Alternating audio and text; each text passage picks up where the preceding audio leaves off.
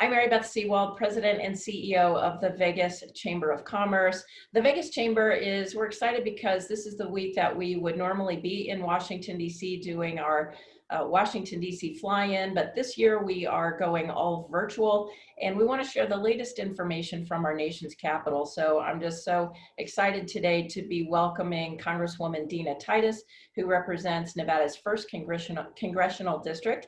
Congresswoman Titus, thank you so much for joining us. Well, thank you for having me. I see my district in the background there behind you, so it makes me feel right at home. Oh, good. Well, I'm glad we could accommodate and make you feel at home today. You know, you've been instrumental in making sure that Nevadans and Nevada businesses have been able to take care of COVID resources through the CARES Act. And so can you tell us, what is the status of the 4th CARES Act being passed, and maybe what's the timing of that, and what do you think will be in that package? Well, as you know, Mary Beth, when the economy is hit nationally, it hits even harder in Las Vegas because we're so dependent on tourism and hospitality and conventions. People have to have a little money in their pocket, and they have to feel safe to want to travel and go on holiday. And so we have really been hit hard. We recognize that you have to cure the virus to fix the economy. The two have to go together. You can't separate it. You know that as well as I do. And I think our governor's been doing a good job trying to gradually open up so we don't get in a worse shape than we were in. The CARES bill had funding to help us get through the first stages. It's not something that keeps us going. It's something that just helped us survive. It's been about 4 months ago that the House passed the second version of that, the HEROES Act. And that included money for state and local governments, more money for testing, more money for schools so that they could open safely. Hospitals were in there, rental assistance. It was a good package now to get us through stage 2 and maybe start the redevelopment. Unfortunately, that's been sitting on the Senate side. Now, just last week, a few days ago, the Senate tried to pass what they're calling the skinny version, or the emaciated version, or the skimpy version, whatever name you want to call it, that was much less than this and did not cover a lot of the things that we think are so critical to bringing back the economy. We have heard several different things. One is that next week we will pass the continuing resolution, and then the Senate's going home. We heard this morning on a briefing from the speaker that we're not leaving here without a bill. They continue to negotiate. Our original bill was $3 trillion. We've brought it down to 2. There's room for negotiating some of the essential pieces. We'll just see where it goes, but it's got to happen here pretty quickly because there's not much time left. That notion of we can take a pause that McConnell said just doesn't work for Las Vegas. We just can't afford to take a pause. Well, we sure appreciate all of your work. You've been such a staunch supporter, as always, and an advocate on our behalf, and we just appreciate all your work. So thank you for that, for sure. You've also been a champion of I-11 and co-chair of the I-11 caucus. What is the likelihood that funding will be passed in the near future to build the freeway between Las Vegas and Phoenix? Well, you know, we passed the Moving Forward Act. That was the big transportation infrastructure act that came out of our committee. It's interesting, going back to the very beginning of this administration, there was talk of infrastructure. The president's had 2 or 3 infrastructure weeks. He wanted to put $3 trillion, then that's fallen by the wayside.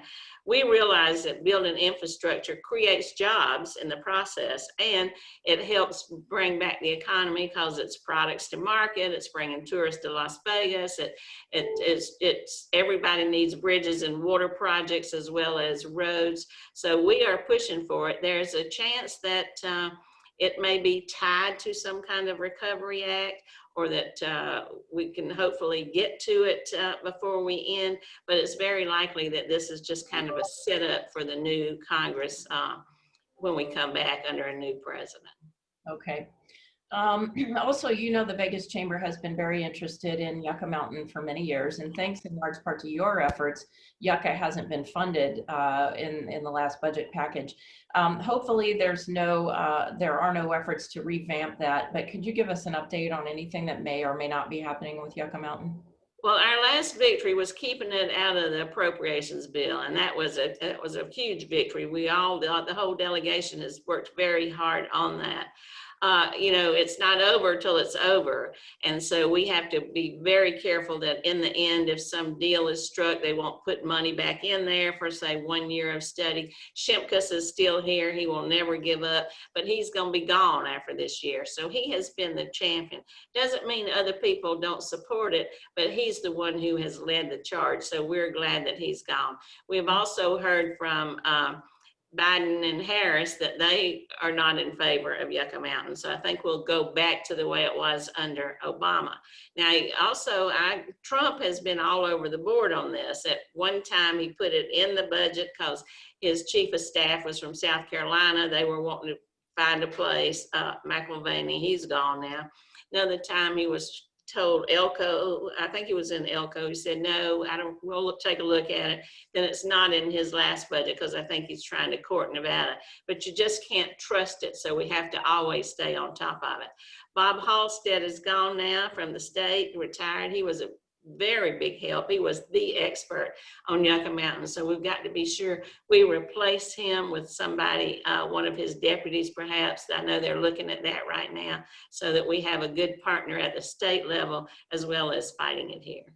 Okay. Well, once again, thank you for all you do for us on that front as well. Well, before you leave that, I would just want to give y'all credit because, you know, for a while we kind of fought this on our own, but having the business community, the chamber, gaming, all behind this has really given us a lot of ammunition to go after it. So thank you to the chamber for doing that. Oh, goodness. Well, thank you. You've been, you know, such an amazing partner to the business community and a support. So anything you need, we're there to help as well. So thank you for your kind words. I appreciate it. If you could, just one last question. What are some of your priorities for the state of Nevada in the coming year? Well, we got to get this virus under control. My priority is testing people, following the science, working on a vaccine so we can then bring back the economy. But what I've been working on in some of these recovery bills is things that are specific to Las Vegas, like help for entertainment venues, to be sure that there's provisions for, say, small business loans that cover those kind of facilities. Help for restaurants. There's a restaurant act because we have seen so many small restaurants in Las Vegas that are just getting started, say, with the sous chef off the strip and just being devastated by this. And just to be sure that there is money for the tourism economy. Las Vegas has all that we are, but every place has some kind of tourism, and we want that to be at the table front and center. I chair the committee that oversees Economic Development Administration. And after Katrina and after the big oil spill in the Gulf, there were economic development funds for that area to advertise for convention authorities and government agencies that promoted tourism to say, hey, come back, we're back in business. So I've got legislation to put money into a fund like that that would help us. Doesn't go to business specifically, but we go to the convention center, for example, to try to get us back up and running and let people know it's safe, it's fun. Nobody does it better than we do. Well, boy, on that happy note, you are so right. We just appreciate all that you do for us in Nevada. Thank you for sharing your time and your insights with us. And thanks again for all you do to support businesses in the state and in Washington, D.C. Well, thank you. We're good partners, and that's how we'll get through this is together.